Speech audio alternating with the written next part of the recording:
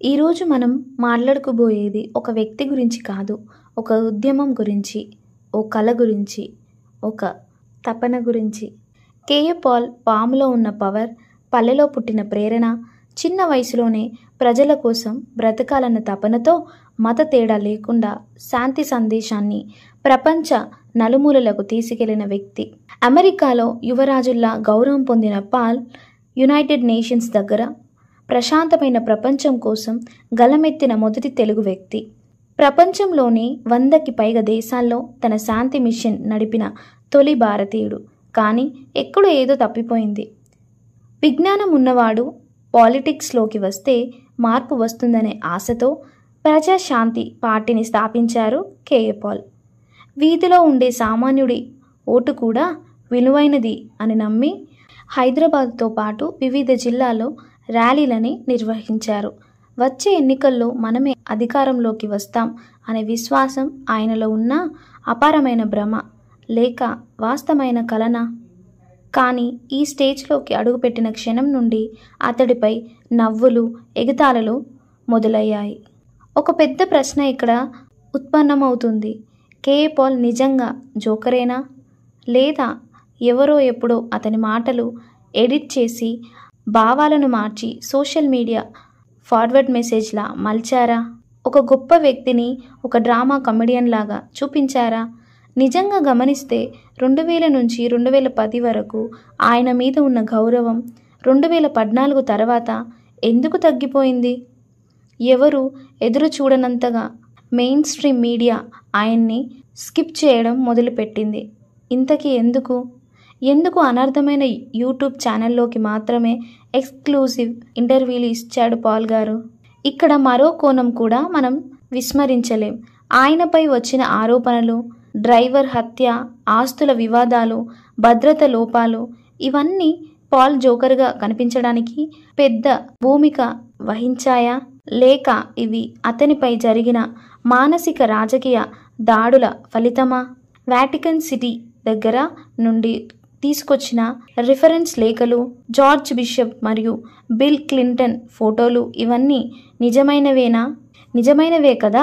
అయితే ఏ కారణం వల్ల ఈ రాజకీయ బలమైన డాక్యుమెంట్స్ను ప్రజల ముందు రాని స్థితికి తెచ్చారు? ఒక్కసారి యూట్యూబ్ సెర్చ్లో కేఏ పాల్ ఫన్నీ స్పీచ్ అని టైప్ చేస్తే వందల వీడియోలు వస్తాయి. అయితే కేఏ పాల్ పీస్ మిషన్ అని టైప్ చేస్తే ఎంతమంది చూస్తారు? ఇది మన సామాజిక వ్యంగ్యం. ఒక వ్యక్తి చేసిన శాంతి యాత్ర కన్నా ఆయన నడకపై చేసే జోకులు వైరల్ ఎక్కువయ్యాయి. ఇది నిజంగా మా బాధల్ని ప్రతిబింబిస్తుందా? లేక మనలోని క్రూర వినోద బుద్ధిని చూపిస్తుందా? ఈ కథలో చివరి పేజీ ఇంకా రాయనేలేదు.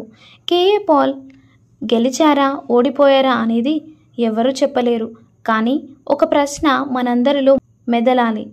ఒకరు తన జీవితాన్ని శాంతికి అంకితం చేస్తే ఆయన మాటల్ని మనం నవ్వుల్లా తీసుకుంటున్నాము లేక ప్రశ్నల్లా చూస్తున్నామా? ఇక్కడ చర్చ్ జోకర్ ఎవరో కాదు. జోకర్లా చూపించడం వెనుక ఎవరో ఉన్నారు. మనమైనా జోకర్గా చూడటానికి అలవాటు పడిపోయిన ప్రజలు. ఒక వ్యక్తిని నవ్వుల బలిగానివ్వడం సులభం. కానీ ఆ నవ్వుల వెనుక ఒక ఉద్యమం చనిపోవడం బాధాకరం కదా? ఇంకా ఆలోచించాలి, ఇంకా అన్వేషించాలి. కేఏ పాల్ నిజంగా జోకరేనా?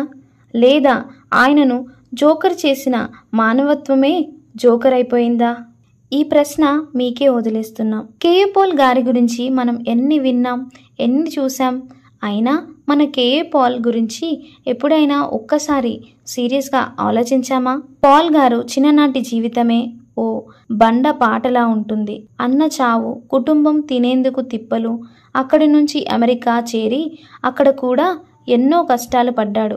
కానీ ఆత్మవిశ్వాసంతో ఎదిగాడు. మనం షార్ట్లో చూసేదంతా జోక్, కానీ ఆ కథ వెనుక ఏడుపే ఉంది. అతను అక్కడ మత ప్రసంగాలతో ఎలా నిలబడిపోయాడు? UN, ట్రంప్, బుష్ వీళ్ళతో భేటీలు జరిగాయి. మనమే ప్రౌడ్లీ చెబుతాము మా తెలుగోడు అంతవరకు వెళ్ళాడని. కానీ తర్వాతే ట్విస్ట్ వచ్చేసింది. పాల్ ఒక క్రైస్తవుడు. బస్సులో స్పీకర్ పెట్టి మత బోధలు చేస్తాడు. అంతే చాలు కొన్ని వర్గాలు ఇదొక్కడు విదేశీ డబ్బు కోసం చేస్తున్నాడు అన్నట్టు ప్రచారం చేస్తారు. రాజకీయం, మతం కలిసి అతనికి చుట్టూ అల్లుకున్నాయి. ఇంకా కావాలి అంటే లేనిపోని నిందలు కూడా వేసేందుకు రెడీగా ఉంటాం. తను ఎక్కడ మాట్లాడినా అసెట్, స్టైల్, డెలివరీ ఇవన్నీ మీమ్ మెటీరియల్ అయ్యాయి. యూట్యూబ్ రీల్స్, ఇన్స్టా ఎడిట్స్ దేనికైనా ఫన్ కలపాల్సిందే. కానీ ఎవరు ఆ వ్యక్తిని అడగలేదు మీరు నిజంగా ఏం చెప్తారయ్యా అని. డిబేట్లో తన స్పీచ్ కట్ చేసి వదిలేస్తారు. లైవ్లో పక్క వాళ్ళు నవ్వుతారు. అలా చేస్తే వాళ్ళకే టీఆర్పీ వస్తుంది. కానీ అదే మన మానవత్వానికి మచ్చ.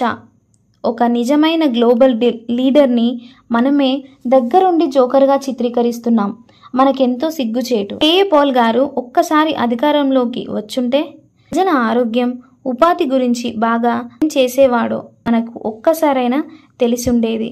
వేరే నాయకుల్లా క్యాష్ మీద కాదు.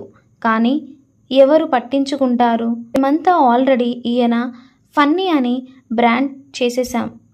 కాబట్టి మనమే ఒక నిజాయితీ నాయకుడిని చూస్తూ అవుతున్నామంటే అది మన సమాజం బలహీనత కదా. ఒక మనిషిని అతను మాట్లాడిన డెలివరీ వల్ల కాకుండా ఆయన గుండెలో ఉన్న మానవత్వం వల్ల చూడాలని చెప్తే ఎవరు వినలేరు.